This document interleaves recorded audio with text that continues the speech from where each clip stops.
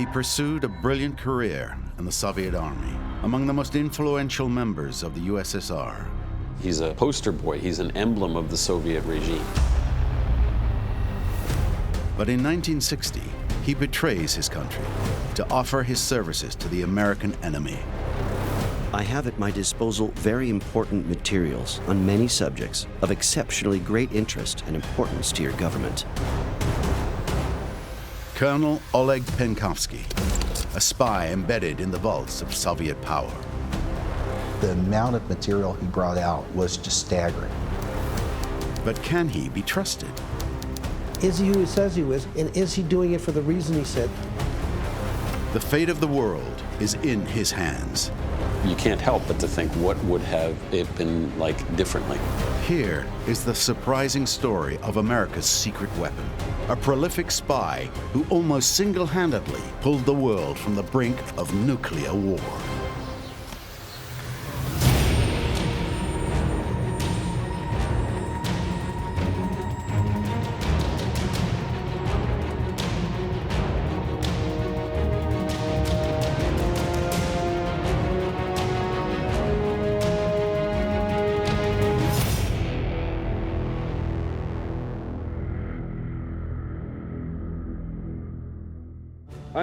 Соединенные Штаты Америки Aggression and subversion will not be profitable routes. смогут дать отпор любому агрессору. The right of self-determination for all people. Who can best stand up to Khrushchev? In the early 1960s, U.S. President John F. Kennedy and Soviet Union Secretary General Nikita Khrushchev berate one another in their public speeches. Российская держава – это Соединенные Штаты Америки. It's the height of the Cold War, and the world is ideologically torn in half. In the West, the liberal bloc led by the US. In the East, the Soviet bloc headed by the powerful USSR. Separated by an iron curtain, the two giants provoke each other with the threat of atomic weapons. Suddenly, in the heart of the Caribbean, a small Soviet enclave turns up the heat on the Cold War. Its name, Cuba. Good evening, my fellow citizens. Within the past week, unmistakable evidence has established the fact that a series of offensive missile sites is now in preparation on that imprisoned island. On October 22, 1962, President Kennedy declares the immediate establishment of a naval blockade around the island to halt any new weapon deliveries. The news hits like a shockwave. Will the two world powers attack each other, triggering World War III? If Premier Khrushchev decided to ignore the naval quarantine, there's every realistic expectation that we would have had war. And given the circumstances in 1962, the chances that that would have escalated to a thermonuclear war are very, very high. One path we shall never choose, and that is the path of surrender or submission. Our goal is not the victory. While the world holds its breath, President Kennedy remains remarkably calm. His secret, a fortuitous source of information located in the heart of Soviet power, in Moscow. That goal will be achieved. Thank you and good night.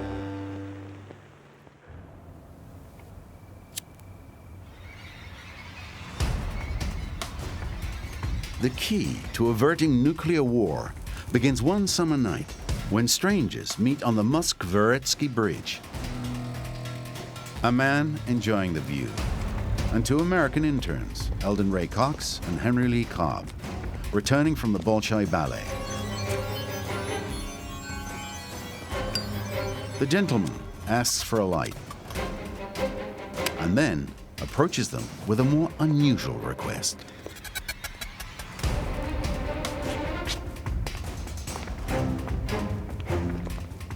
He says, I have a package here. I want you to take it to a particular man. The man he identifies is the security officer at the American Embassy in Moscow. And I want you to take this package to him right away. The man hands the students two envelopes. Then he disappears into the night. Cox and Cobb are sitting there and say, what should we do? Well, Cox says, I'm going to take it down. Cobb says, no, this is a setup. I want nothing to do with this. I'm going to go back to my hotel room. So they parted ways, and then Cox took a taxi, and he went to the American Embassy.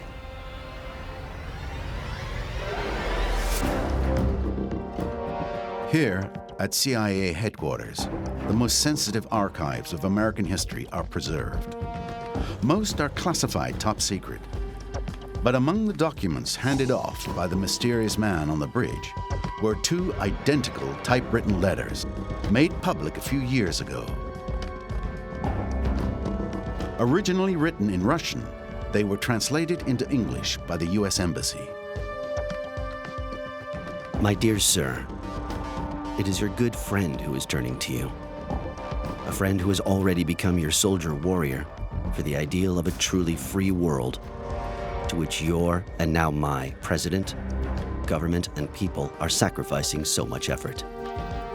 I ask that you believe the sincerity of my thoughts.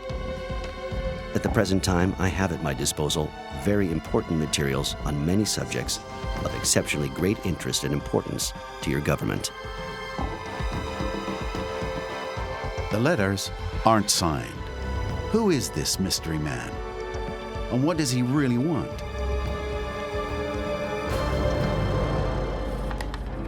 Enclosed with the letters is a single photograph. Still classified today, it gave the CIA a lead to pursue his identity. When they open up the package in the American Embassy, they find a photograph of a man in a military uniform with the head cut off and an arrow that goes down and says, I am. And in there also is the photograph of an American military officer that had been a military attaché in Turkey. He knows that by having that picture, we're going to be able to look back at the diplomatic record from the time. We'll be able to reach out to the Army colonel, and we'll be able to figure out who's in the picture. It was a good ploy on his part.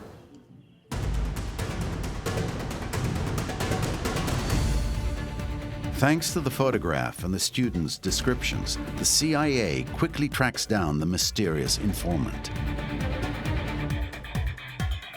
Colonel Oleg Penkovsky.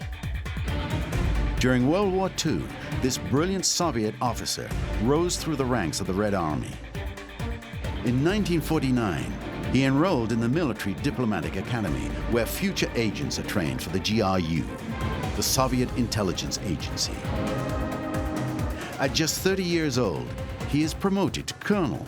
Then after starting his career in Turkey, he becomes Deputy Director of Coordination for Scientific Research at the Soviet Committee. His mission? To gather technical knowledge from countries in the West. On paper, he most certainly is a poster boy. He's an emblem of the Soviet regime. His rise, if you look at his resume, it's very consistent with many people in senior levels of military and intelligence. And in that effect, he's a kind of, a regular product. He's a shining example of the Soviet system. So the initial reaction of particularly the CIA is this guy's got to be a plant. He's got to be, in effect, feeding disinformation. He's working for the KGB or the GRU against us. It's too good to be true. Despite the risk of a trap, the CIA sends an intelligence officer to Moscow to contact Oleg Penkovsky. If the man's motivations are honest, the West would have its first mole in the heart of Soviet power, an opportunity impossible to let slip by. In the spring of 1961, the meeting finally happens. The businessman and British MI6 contact Greville Wynne hosts a delegation of engineers and scientists in London. At the head of this small group is Oleg Penkovsky.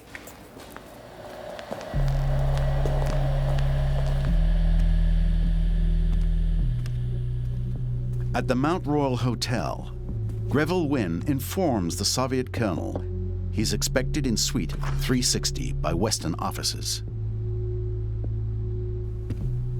There are 2 CIA officers there, Joe Brulig and George Kieswalter, George Kieswalter being kind of key because he was famous for his incredible Russian skills, but also his way of connecting with Russians. And then there was Sergei Shergold and Michael Stokes on the MI6 side. So you had 4 very experienced officers meeting with him. The interrogation begins. In every human operation run by any intelligence service, you get a new source. Your first question is this man bona fide? In other words, is he legitimate? Is he who he says he is? And is he doing it for the reason he says? Or has he been sent as a deception operation to deceive us? In the business, we call this asset validation. So they're going to start the process of a very thorough, very friendly debriefing as to how he comes to be that he wants to be in the room with these 4 intelligence officers. During this first meeting, the officers learned that Colonel Penkovsky's rising career within the GRU has recently stalled. His problems started 4 years earlier in 1956. While on assignment in Turkey, he denounced the head of the GRU station in Istanbul for corruption. But instead of listening to Penkovsky's complaints, Moscow buries the case and brings Penkovsky home. Soon after Penkovsky returned to Russia, the KGB launched an investigation on him. And what they discovered jeopardized any chance for promotion. About a year ago, I was called up by the chief of the Personnel Directorate, who questioned me about my father. He said, "This is what you have declared your background to be, and this is what we have found out about your father. You said your father simply died. This is because my father was a white officer." The KGB discovered that Penkovsky's father had fought alongside the Tsar against the Bolshevik revolutionaries in the late 1910s. It's a serious offense. Had this come out earlier, he never would have ended up in the GRU. Once it came out in his KGB reinvestigation, they determined he and his family could never go overseas again. Penkovsky was coming up on 25 years of service and had this tainted white Russian background. He was going to get retired, he believed. He was never going to be promoted to general. He was never going to be among those that really had access to the best that there was inside the Soviet Union. And so Penkovsky saw himself in this race against time, that he had to build up such a credit within MI6 and CIA that when and if he got retired and lost all of this access, that he would be able to eventually defect and have a good life. During the first meetings, the officers try to unravel Oleg Penkovsky's very intricate personality and complicated motivations. Still today, we have great questions about what Penkovsky's motivations were. Not every expert on Penkovsky would necessarily agree what was the principal trigger. Oleg Penkovsky is a curious figure.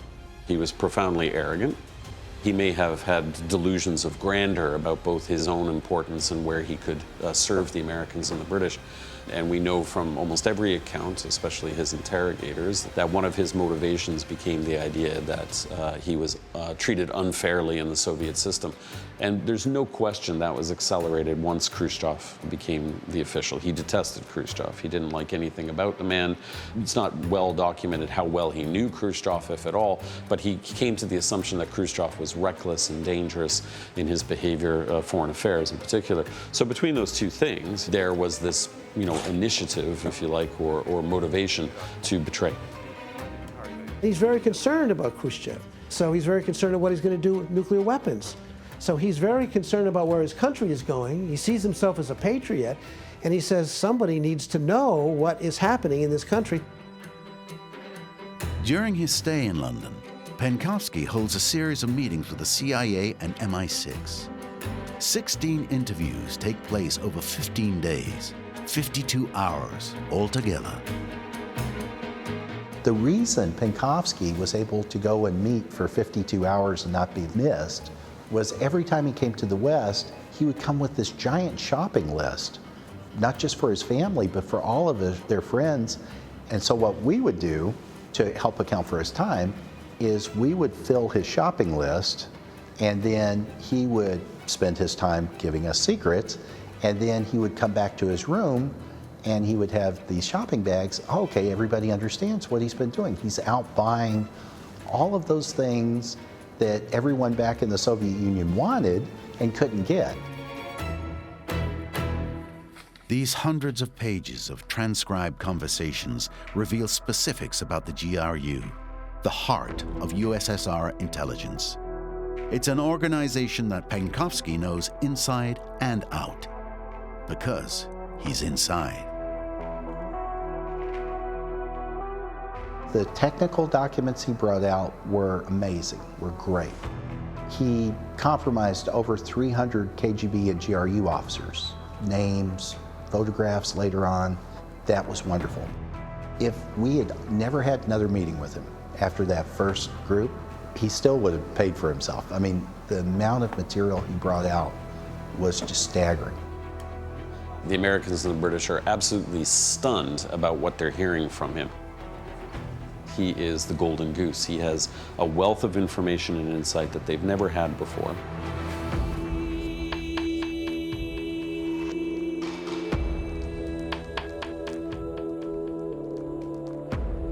But as his time in London comes to an end, he must also wrap up his meetings in Suite 360. At the end of the 52 hours, the 4 officers realized that they had a tremendous resource here.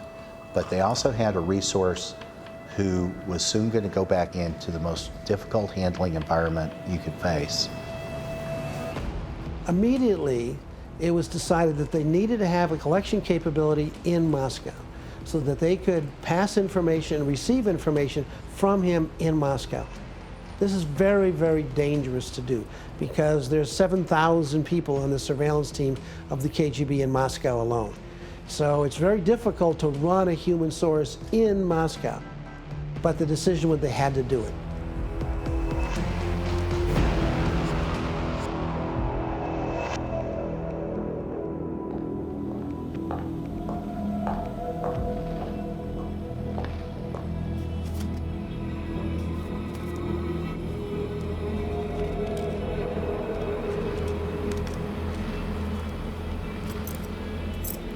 Back in the Soviet capital, despite the risks, Oleg Penkovsky continues working for his new Western allies.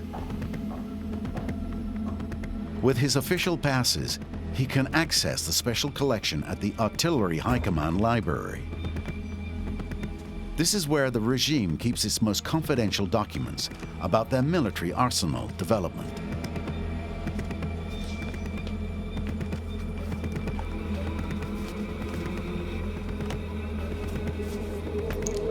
The CIA provided him with a Minox, a miniature camera, a tiny technological marvel.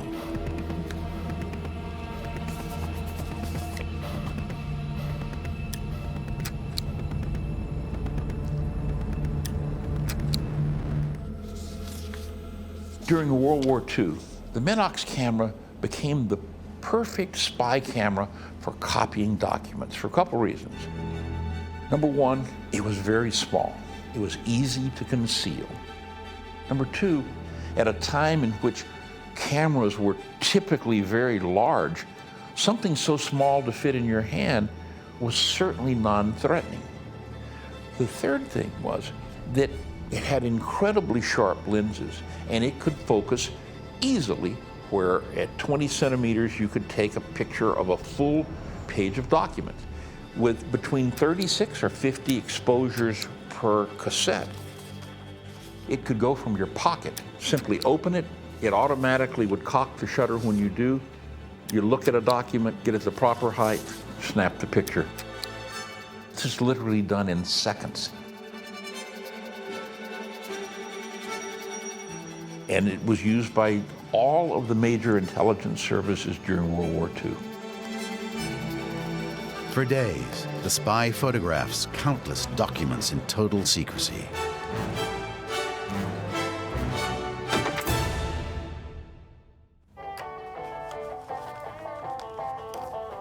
Penkovsky sends the microfilms to his contact, Greville Wynne, the organizer of the first meeting in London.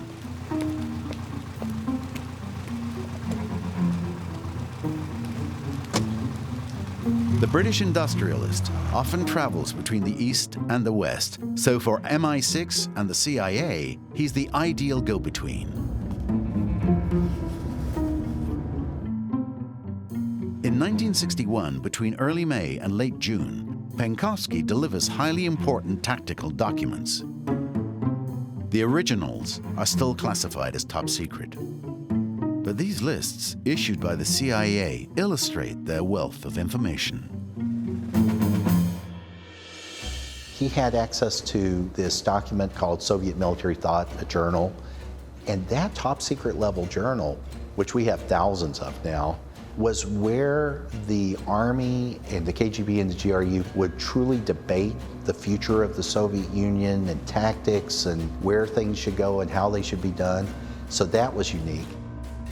It was so good that here at the CIA, we continued to use that material through the 1980s to help train young analysts on how to look at a country, how to consider the entirety of a country. The CIA officers decide it's time to disseminate the information from Oleg Penkovsky. But in order to protect their invaluable source, under no circumstance can they reveal his identity. From here on out, the spy's name must remain an absolute secret. The intelligence he has provided is separated into several categories, as if from different informants.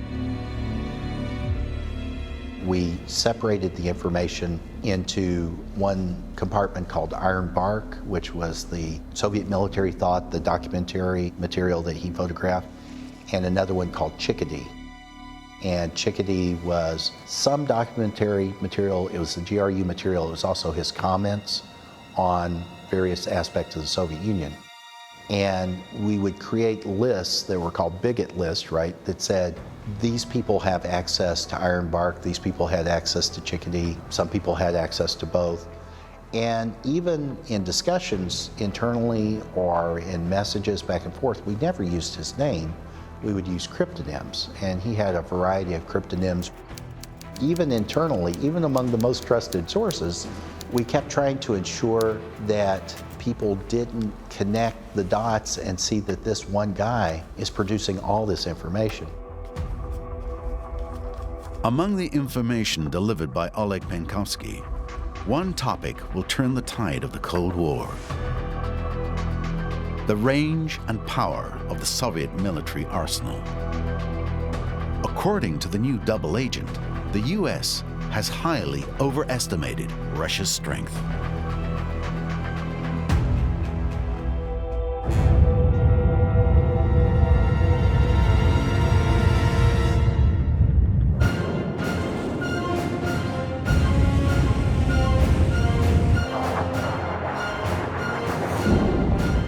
By the late 50s, both the USA and the USSR possessed the atomic bomb. Each side is also racing to construct the most powerful missiles possible, with the longest range and the greatest precision.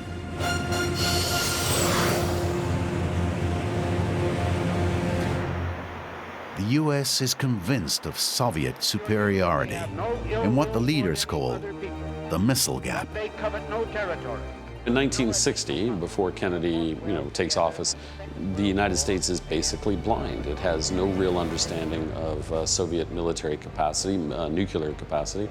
It doesn't know anything about systems, and it has this belief that Soviet missiles must be in the tens of thousands, that they are way further ahead than they actually are, and importantly, that they're further ahead of the United States.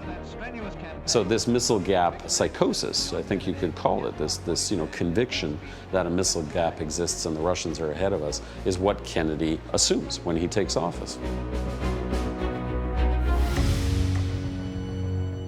Oleg Penkovsky suggests that the dreaded missile gap is an illusion. He claims the majority of the Soviet nuclear missiles aren't even operational. Nikita Khrushchev is just an extremely talented liar. In such large questions of strategic rockets and attacks with strategic weapons, he lies and puts out what he wants as if it were true. Believe me, he lies like a gray stallion. Penkovsky's information on the weak Soviet arsenal makes its rounds to prominent figures in the CIA and other government agencies.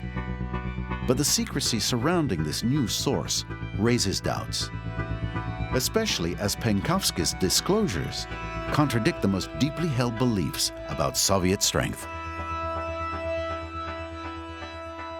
The orthodox interpretation of the Soviet Union up until Penkovsky's revelations are that we are trailing the Soviet Union in its capacity, that the Soviets have a far better, particularly missile system capacity than we do. And that goes all the way through the American military, all the way through American intelligence, all the way to the electorate. So now, in effect, you're asking all of that to flip, everybody to change their viewpoints, and some people aren't prepared to do that. There are members of the US military who say, no, this has to be false. It has to be either disinformation by the Soviets or at the very least is really dubious information. And I suppose it's fair to say in some of their minds they don't want to hear any different. It doesn't serve their interests. In the 1960s, there's a massive economic infrastructure behind the US military and its acquisition of more and more weapons. So nobody in that complex really likes to hear that Penkovsky has flipped the idea of the Soviet Union no longer being the number one, but the number two. Because of this pushback, in June 1961, intelligence authorities decide to withhold Penkovsky's revelations from President Kennedy. But at the same time, Penkovsky continues to work in the shadows.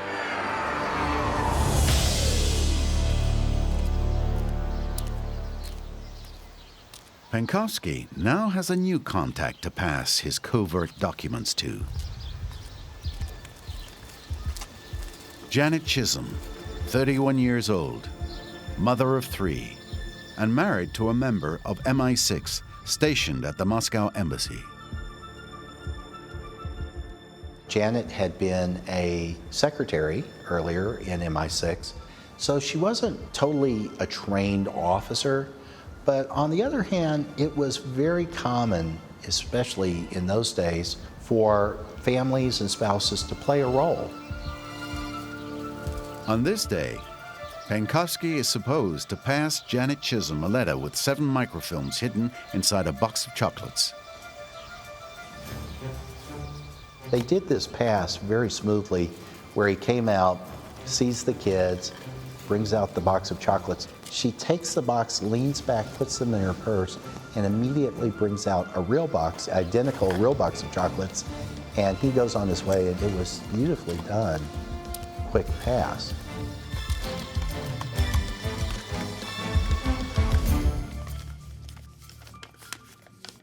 The CIA analyzes the microfilm and letter.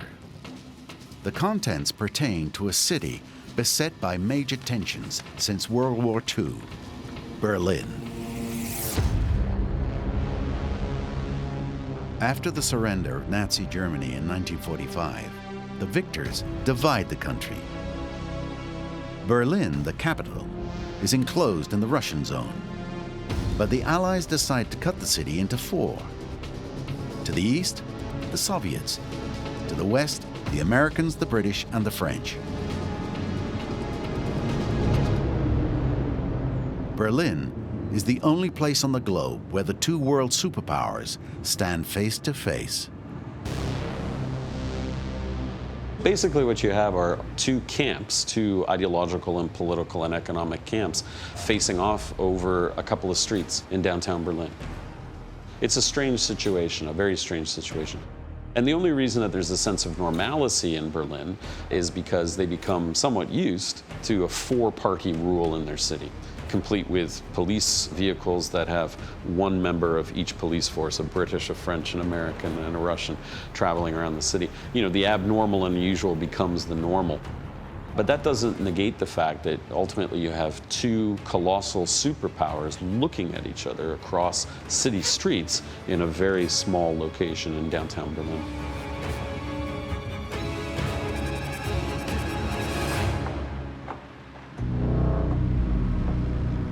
one morning in the summer of 1961, the world wakes up astounded to discover a wall running 97 miles long and 13 feet high through the heart of Berlin.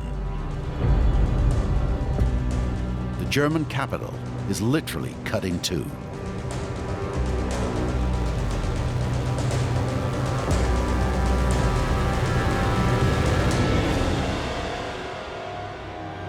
Friends, couples, entire families are separated by the wall. The outrageous move shocks the Allies. After Russia's unexpected move in Berlin, Oleg Penkovsky gives to the CIA a hint about their next one. Nikita Khrushchev plans to kick the Western Allies out of the German capital.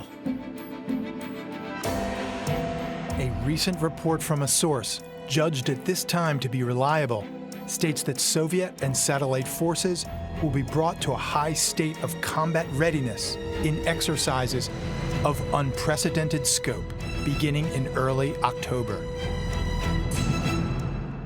What Khrushchev had threatened in Berlin was basically war, that he was going to sign this peace treaty with the Germans, that he was going to close off the roads and airports again, that this was literally a high potential for war. And he was going to do it within a year.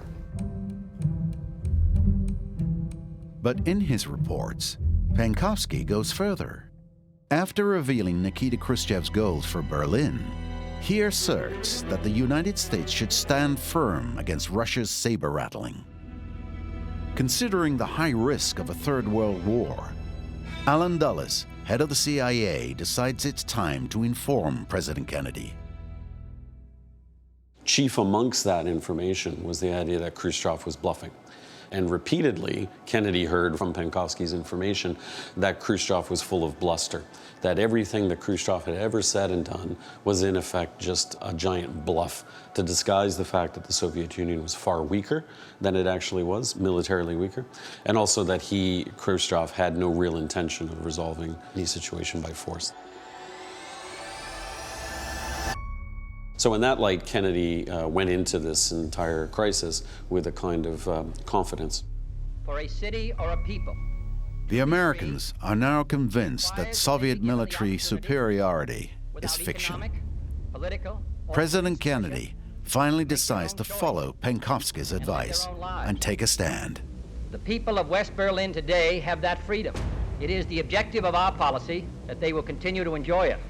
On October 21st, 1961, the U.S. Deputy Secretary of Defense gives a public statement in Palm Springs, California.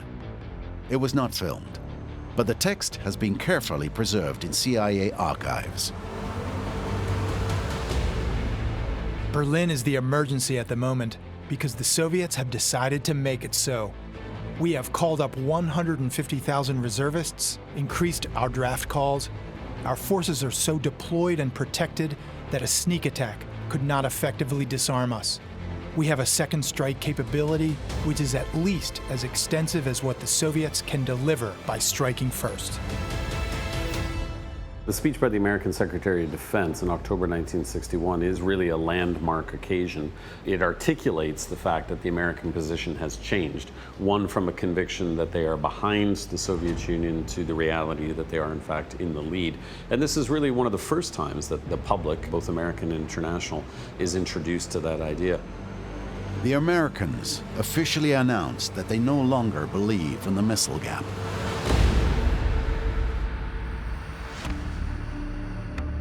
On the Soviet side, it's a reality check. If the US no longer believes their lies, it's because someone has been feeding them intelligence. In the most watched-over city in the world, the vice slowly starts to tighten around Colonel Penkovsky.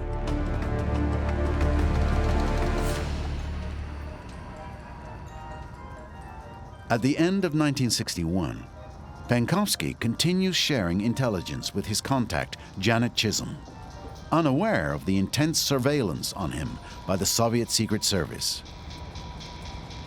Was he exposed by a Soviet spy who infiltrated Western intelligence agencies? There are numerous hypotheses, but no one knows for certain. In January 1962, Penkovsky sends a memo alerting his case officers that Janet has been followed. They end their rendezvous in the street, opting for brief, less frequent encounters at public events.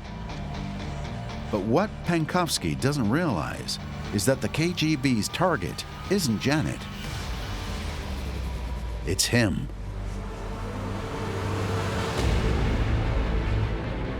The Soviet Secret Service follows him everywhere he goes. They have his apartment under permanent surveillance and even search it when he's out in total secrecy. How do they go into the apartment and do its security? I heard this from Yuri Nisenko, who was a second chief director of the KGB officer who actually was involved in the case. He defected to the United States, he's now dead, but he told me personally, he says, yeah, we put black medicine on his seat. So what's that? He says, we painted it on his seat. It absorbed in through his clothing, onto his butt, made him sick. And so we had to get him to go to the hospital. So when he's in the hospital, we can have free access into his apartment. When the KGB entered his apartment, they were able to find his camera that had been provided by the CIA. They were able to find the one-time pads that were used by him to encrypt communications to and from the CIA. So they were able to find that kind of tradecraft that only a spy organization would have. The trap closes around the traitor colonel of the USSR. But despite the risks, Oleg Penkovsky continues his work for the Western intelligence agencies. And he seems to have reached a peak in his frenetic attempt to feed them more information. You couldn't really restrain him. He did too much, he produced too much. When you think about the fact that he stood inside a study room, inside the library at the military academy, taking 8,000 photographs with this little camera. He was so convinced that he could get away with this. He was so driven to be recognized as the best, and he was going to prove he would be the best. He lost that self-preservation sense until it was far too late. He said famously in one of his debriefs he wanted to be the greatest spy in history. Fortunately, Penkovsky had enough time to share thousands of pages of high-level intelligence with the West. Because, as his treason comes to light, one of the biggest crises of the Cold War is about to erupt in a small country of growing concern to the Western Bloc, Cuba.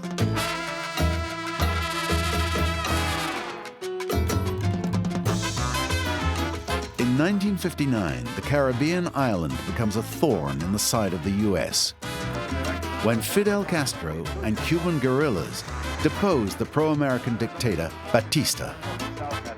The new regime angers Washington by nationalizing American goods. And in 1960, as Castro and Khrushchev become allies, they cut off all diplomatic relations with the U.S.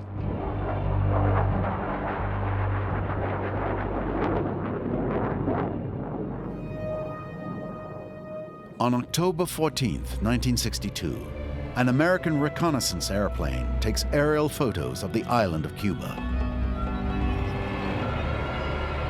In one of the shots, there appears to be what looks like missile launch sites hidden in the jungle. In total secrecy, the USSR is arming the island with the blessing of Fidel Castro. In the days that follow, U.S. reconnaissance planes capture new photos over Cuba. Along with the launch sites, the Soviets brought several bombers and nearly 40 missiles that have a range of more than 930 miles.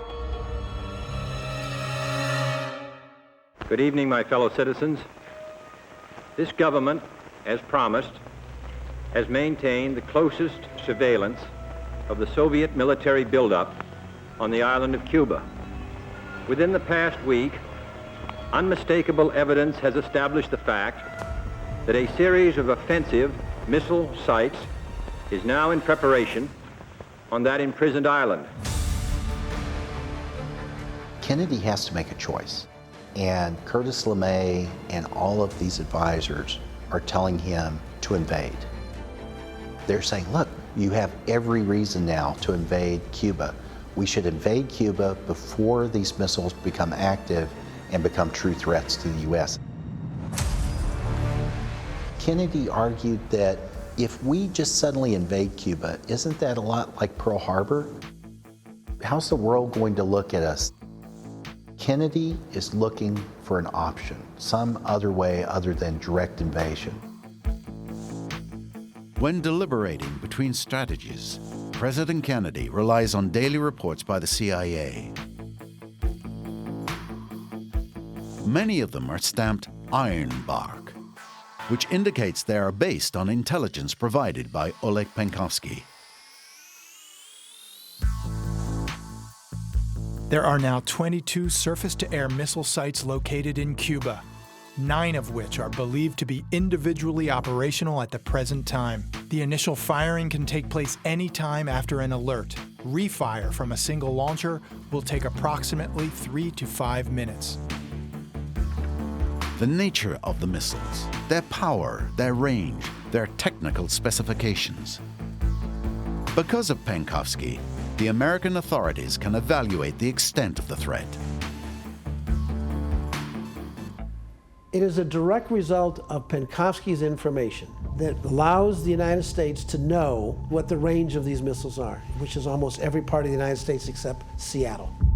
And he also knows how these operational missiles will come to be. In other words, how long it's going to take to make them operational. So it is Penkovsky's information that allows Kennedy to know how much time he has to negotiate the withdrawal of the missiles. Kennedy knows he has, most estimates are between 3 and 8 days before the first set of missiles is going to be active. Now, down the road, he still had an option. If he tried to quarantine and we couldn't work things out, he could still go forward with the invasion. A strict quarantine on all offensive military equipment under shipment to Cuba is being initiated. I have directed the armed forces to prepare for any eventualities. It shall be the policy of this nation to regard any nuclear missile launched from Cuba against any nation in the Western Hemisphere as an attack by the Soviet Union on the United States, requiring a full retaliatory response upon the Soviet Union. On October 22nd, on live television, Kennedy announces a quarantine on Cuba and a blockade of the island by the U.S. Navy. Kennedy decides that he has to come up with a way that is face-saving for the Soviets to pull their missiles out. So that's when they come up with the idea of a blockade to stop any more missiles being sent in to Cuba. We knew through imagery that there were more ships on the way, that it wasn't over yet. They still had it coming. So he said, we got to stop the delivery of these ships before they get to Cuba. So that's when the Navy was given the mission to stop them. The U.S. authorities draw a virtual line in the ocean and forbids any Russian ship to cross it. Violation would be considered an act of war. President Kennedy's decision to implement a naval quarantine, is what he called it, in effect the naval blockade, is really a fairly unprecedented challenge, both to international law and particularly, given the context of Russian missiles coming into Cuba, basically drawing a line in the sea. The problem, of course, is that once you put it into place, you actually have to honor it. So the likelihood of a Russian vessel approaching that quarantine, that blockade, escalates the risk of war. The entire world holds its breath. But a diplomatic solution is still possible, mostly thanks to Penkovsky. Because in all of his memos, Colonel Penkovsky is adamant. Khrushchev is bluffing. Kennedy should be firm. Khrushchev is not going to fire any rockets. He's not ready for any war.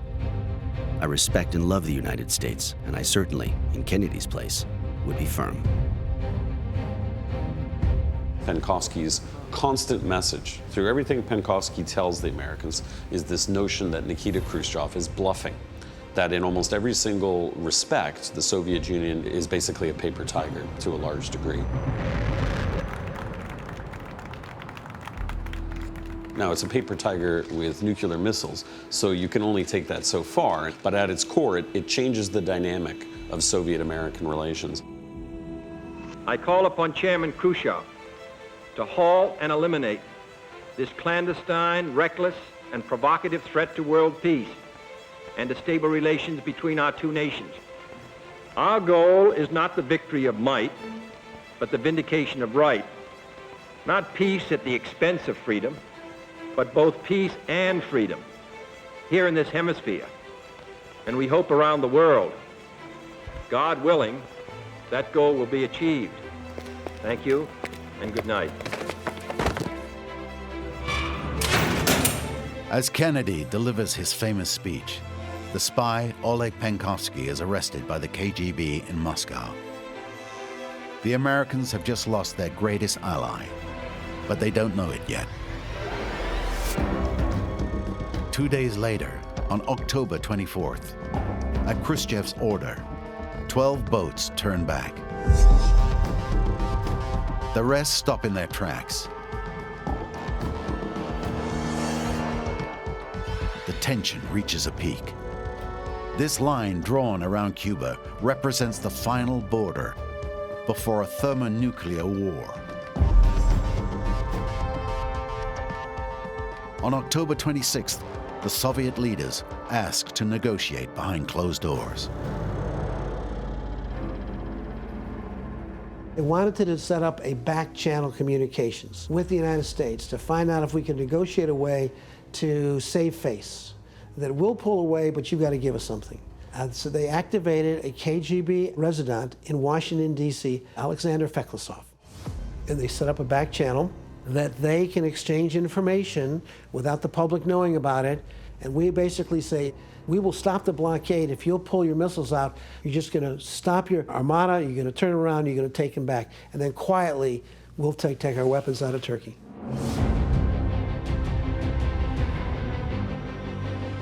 Secret negotiations keep on for several days. But during this time, the confrontation continues, and each side holds its position. Everyone is on alert, ready to act at the slightest aggression. Finally, on October 28th, the USSR withdraws its ships and promises to dismantle all facilities in Cuba.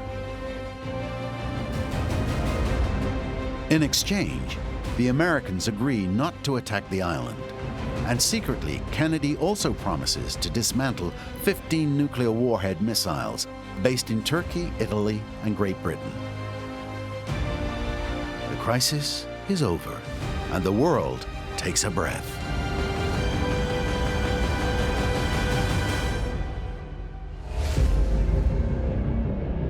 Kennedy comes off as the winner.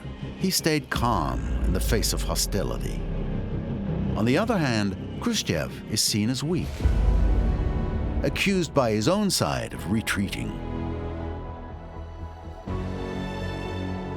But the one truly defeated in this story is without a doubt Oleg Penkovsky. In May 1963, Penkovsky was tried in a tremendous show trial. At the end of the hearing, the spy is sentenced to death and executed on May 16, 1963.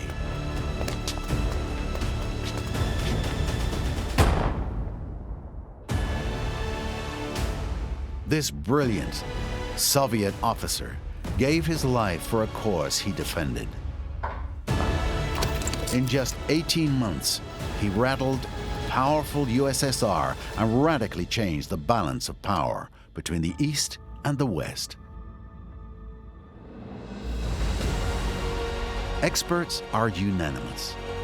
Oleg Penkovsky played a crucial role in resolving the most dire crisis of the Cold War.